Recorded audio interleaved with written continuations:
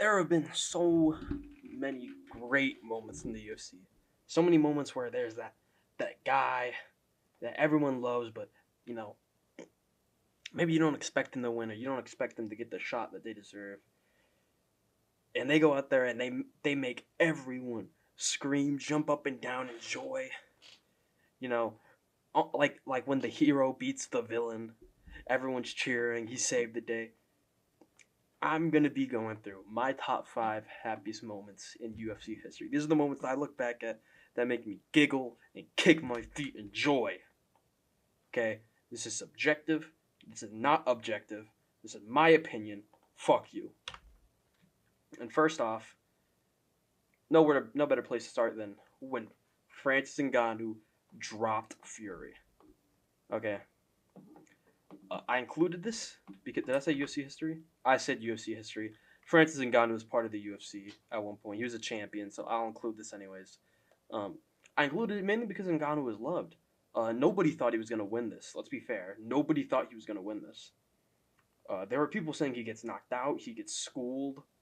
And not only did he drop Fury, he arguably beat him over the span of 12 rounds. Had a great performance, proved everyone wrong. Kind of made boxing look like shit. But then, Anthony Joshua did his thing and, it's balanced out. But, he proved that he made the right call leaving the UFC because I think, he made $10 million for this fight? And then for fighting 2 rounds against Joshua, $20 million? The guy has made some good decisions. Okay, he made good decisions. Doesn't matter what you say. It was just a moment where we all thought Ngannou made the wrong decision, and it turns out he made the right decision. Number 4, we got Alex Pereira becoming a double champ. A lot of people were questioning his style.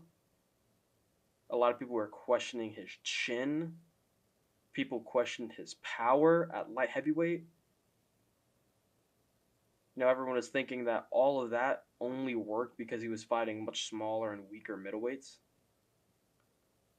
And then he went out there and he KO'd Jiri with his signature left hook. I'll admit, a bit of an early stoppage. It was a bit of an early stoppage. But KO'd Jiri with the left hook. Had the shortest time to become a double champ. I mean, the man made history that night. Just made history. Like, you don't even understand. I was jumping up and down my heart was beating. I was so locked in watching it. I was like, oh man, I don't know. I only get like super locked in and nervous whenever my favorite fighter is watching. Whenever a fighter I like more than the other is watching, that's when I get nervous and and dude, that feeling of joy just coursed through my veins. And especially after Aspinall did his thing right before, sleeping Sergey in a minute, that main card swept it. I swept that main card. Perfect predictions. I was so happy that night. And that was just the cherry on top. Number 3, I got Oliveira beating Dariush. And you know what? He was the underdog. Okay? I saw people doubting Charles's chin. I saw people doubting his striking. And against Dariush, I saw people doubting his BJJ. Because, I'll admit, Dariush on paper has the better BJJ. Lucas Tracy is a bitch. And Charles proved them all wrong. He had his fairy tale comeback. Then again, it's a little bit sad because it led to the downfall of Dariush. That makes me sad, man. That makes me sad. I loved Benny. Man, I love Benny. He's a nice guy, but fuck you, Lucas Tracy. Listen, Oliveira was never good enough to beat Dariush. Shut the fuck up. Fuck you. Moving on to number 2. Leon Edwards versus Kamaru Usman 2. The man was down on 2 rounds on all scorecards going into the 5th. Or no. Yeah, he was down 2 rounds. Because it was 3-1. So it was a 2-round difference. I don't know why. I'm just like thinking retarded. I don't know. Had the most legendary corner speech. Listen, stop feeling sorry for your fucking self. Oh, that's like a Scottish. Stop feeling sorry for your fucking self. Well, come on then. What's wrong with you? You're too fucking down. Man, this shit gets me hyped up. I'm thinking like, you're right, I am too down. I don't know what I'm too down in, but like, dude, I gotta pick it up. I gotta do something. I gotta pull this shit out the fire. He had the most legendary commentator call before with John Anik. Fucking, but that is not the cloth from which he is cut. I mean, that is a dejected. Oh! Fucking awesome, dude. He set up the most beautiful, perfect head kick in history. I don't care what you say. I don't care if you think Edson Barbosa or Anderson Silva or Lyoto Machida have it. It was Usman. I mean, not Usman. It was Edwards. He slept the pound-for-pound #1 guy. And he had the best post-fight interview promo of all time. They all doubted me. They all said I couldn't do it. Look at me now. Fucking beautiful, dude. Beautiful. It was a great story too because of you know, like his family, and he was able to call his mom, and the backstage he was like crying with the belt. He had his like, I think it was like, he had this like Michael Jordan moment, like that Michael Jordan holding the trophy moment. He had that moment, his Kobe moment. Shit makes me so happy. People hate on Leon for a lot of his style, but like, you ain't ever gonna hate on his head kick.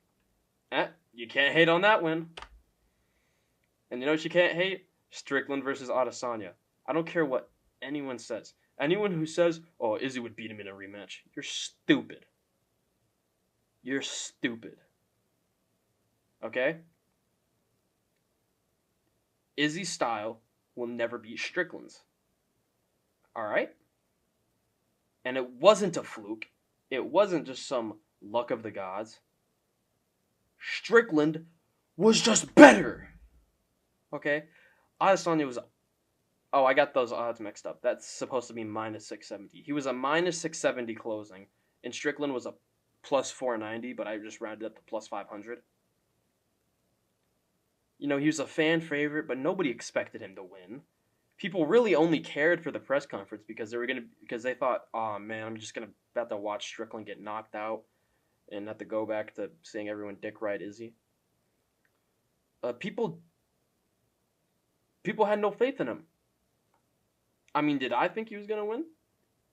Yeah, I thought he was gonna get like a submission or something. Honestly, I thought he was gonna get a submission. I thought he was gonna get a triangle choke. But he didn't just beat Adesanya. The motherfucker schooled him. He schooled him for 5 rounds. Put on a masterclass. And he had a great post-fight speech. Super motivational. You know, like really like making the fans feel like valuable. Making them feel worth something. Winning the fans over. Man, it was crazy. Absolutely. One of my favorite nights. I just loved it. Incredible. That was one of the days I've never been more happy in my life. But yeah, that's about it. These are my top 5 favorite moments in UFC history. Top 5 happiest moments in UFC history, should I say. And yeah, that's about it. See ya.